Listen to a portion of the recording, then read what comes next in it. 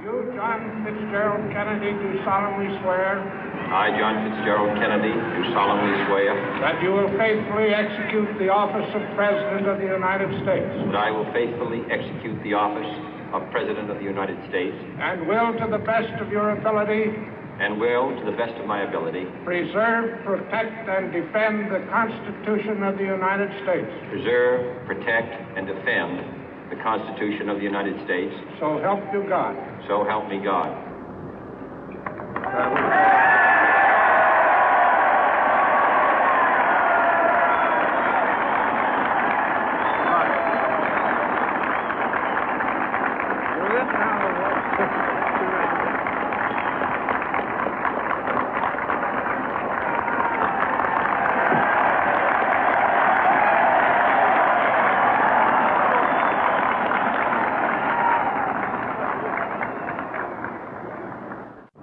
Vice President Johnson, Mr. Speaker, Mr. Chief Justice, President Eisenhower, Vice President Nixon, President Truman, Reverend clergy, fellow citizens.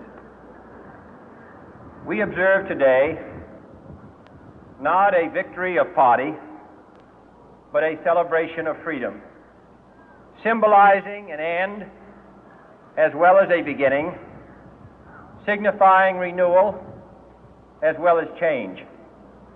For I have sworn before you and Almighty God the same solemn oath our forebears prescribed nearly a century and 3/4 ago. The world is very different now, for man holds in his mortal hands the power to abolish all forms of human poverty and all forms of human life. And yet the same revolutionary beliefs for which our forebears fought are still at issue around the globe. The belief that the rights of man come not from the generosity of the state, but from the hand of God. We dare not forget today that we are the heirs of that first revolution. Let the word go forth from this time and place to friend and foe alike that the torch has been passed to a new generation of Americans born in this century, tempered by war, disciplined by a hard and bitter peace, proud of our ancient heritage, and unwilling to witness or permit the slow undoing of those human rights to which this nation has always been committed and to which we are committed today at home and around the world.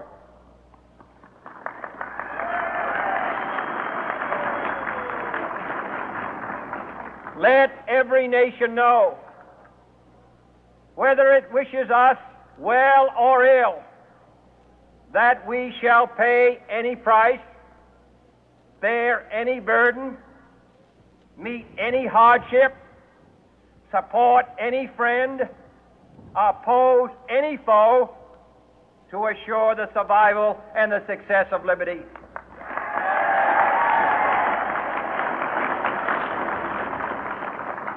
This much we pledge and more. To those old allies whose cultural and spiritual origins we share, we pledge the loyalty of faithful friends. United, there is little we cannot do in a host of cooperative ventures.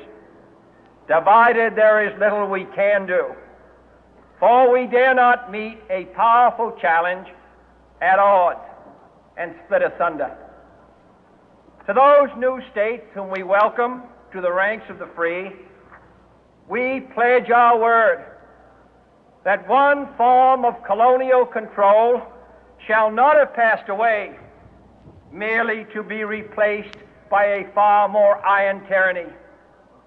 We shall not always expect to find them supporting our view, but we shall always hope to find them strongly supporting their own freedom, and to remember that in the past, those who foolishly sought power by riding the back of the tiger ended up inside.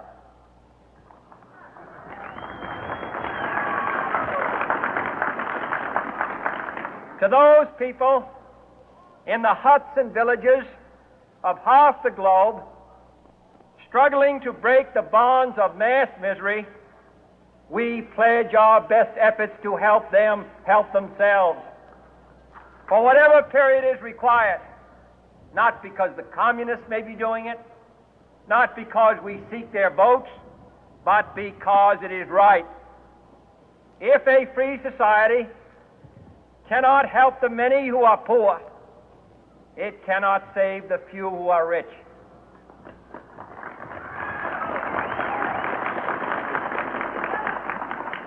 To our sister republics south of our border, we offer a special pledge to convert our good words into good deeds, in a new alliance for progress, to assist free men and free governments in casting off the chains of poverty. But this peaceful revolution of hope cannot become the prey of hostile powers. Let all our neighbors know that we shall join with them to oppose aggression or subversion anywhere in the Americas. And let every other power know that this hemisphere intends to remain the master of its own house.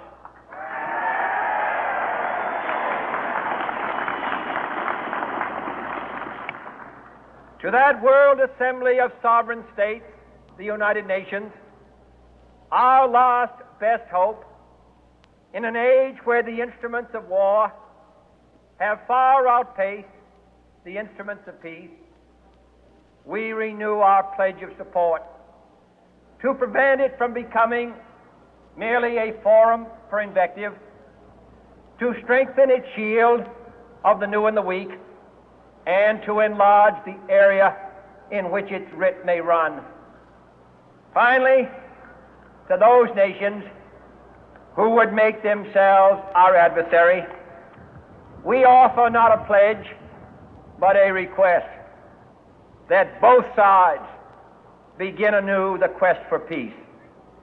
Before the dark powers of destruction, unleashed by science, engulf all humanity in planned or accidental self-destruction, we dare not tempt them with weakness, for only when our arms are sufficient beyond doubt can we be certain beyond doubt that they will never be employed. But neither can two great and powerful groups of nations take comfort from our present course, both sides overburdened by the cost of modern weapons, both rightly alarmed by the steady spread of the deadly atom, yet both racing to alter that uncertain balance of terror that stays the hand of mankind's final war. So let us begin anew, remembering on both sides that civility is not a sign of weakness, and sincerity is always subject to proof. Let us never negotiate out of fear, but let us never fear to negotiate.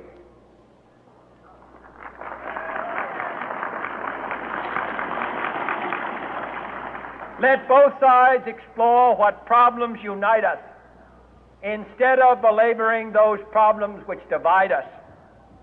Let both sides, for the first time, formulate serious and precise proposals for the inspection and control of arms, and bring the absolute power to destroy other nations under the absolute control of all nations.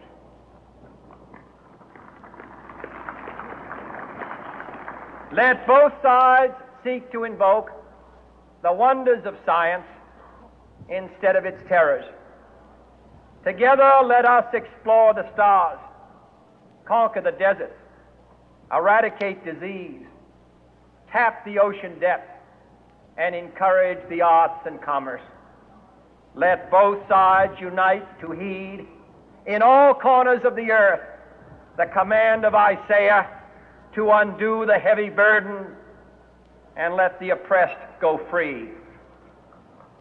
And if a beachhead of cooperation may push back the jungle of suspicion, let both sides join in creating a new endeavor, not a new balance of power, but a new world of law, where the strong are just and the weak secure and the peace preserved.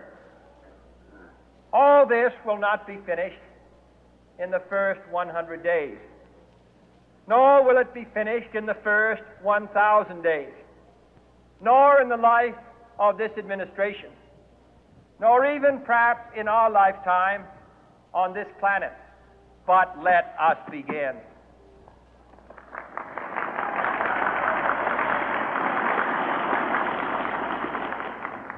In your hands, my fellow citizens, more than mine, will rest the final success or failure of our course.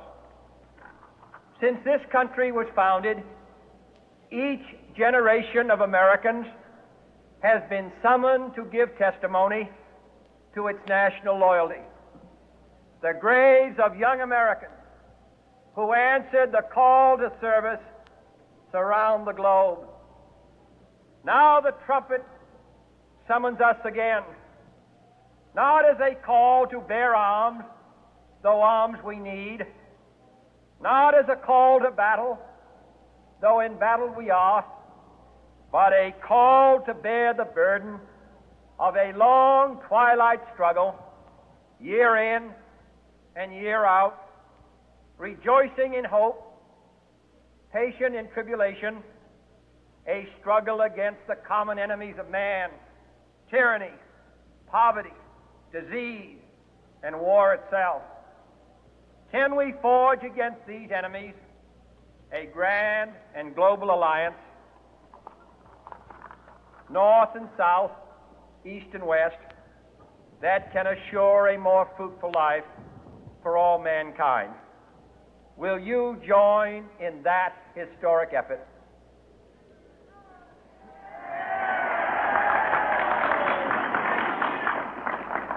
In the long history of the world, only a few generations have been granted the role of defending freedom in its hour of maximum danger.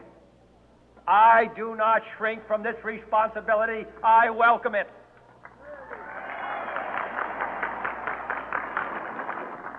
I do not believe that any of us would exchange places with any other people or any other generation. The energy, the faith, the devotion which we bring to this endeavor will light our country and all who serve it. And the glow from that fire can truly light the world. And so, my fellow Americans, ask not what your country can do for you. Ask what you can do for your country.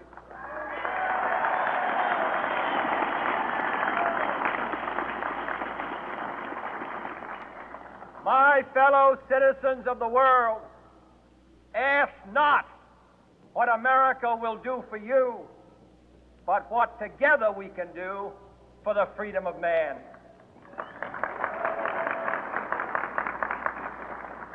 Finally, whether you are citizens of America or citizens of the world, ask of us here the same high standards of strength and sacrifice which we ask of you.